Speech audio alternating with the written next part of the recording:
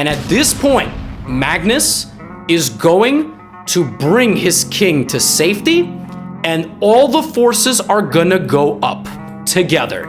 And either Jan will defend this position or he will lose. That's it. There is no in between. Jan will either find a way to block these pawns, put his king in a blockading square, and potentially walk past them, or he will lose. So what does he do? He tries to bring his king and queen together to the center. Very, like, iconic movie moment here. He gives a check. Now, important, chess has been solved with 7 pieces or less. Engines were made called table bases that mathematically solve the game of chess. They were saying this position is a draw. There are 7 pieces on the board. They are saying that with optimal computer level play, the game is a draw. That doesn't mean anything to Magnus Carlsen or Jan Nepomniachtchi. And as of move 124, after some checks, this is the 125th move. This is the longest game in World Championship history. Can Magnus Carlsen win it? Notice that notice that Magnus has moved king and knight together. The king is obviously not going to march down the middle. The king is going to march on the side and hide where little bunkers with the pawns or the knight or the rook, and the rook is going to push everybody forward. So Jan plays queen b3. We have rook to d5, king to e7, rook e5 check, couple of checks, and now this is the perfect situation. The king is cut just down the f file. Magnus Carlsen has played e5.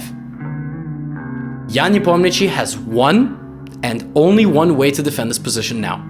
And this is what the commentators predicted. The table base is going to give you 10 options until the human mind takes over. Then there will be 7 options to play with optimal play for a draw. Then there will be 5, and now there is 2. And in reality, there is 1. The queen must stand on this diagonal.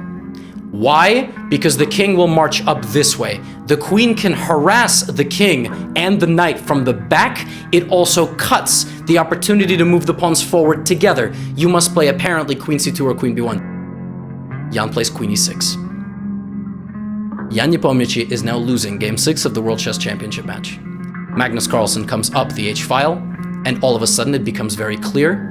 We have gone past the point of no return. Queen takes f5, knight g7. Jan here realizes it here as well. The pieces have simply gone too far, so he plays here. Rook f7. You still cannot take, because this becomes a losing king and pawn endgame. You must know your king and pawn endgames. This is a losing one. Rook f7, king d8, f5, and in this position, threatening the walk of the king behind his pieces and the advancement of e7 and e8, Jan Nepomniachtchi resigned. And Magnus Carlsen wins game 6 of the World Chess Championship match.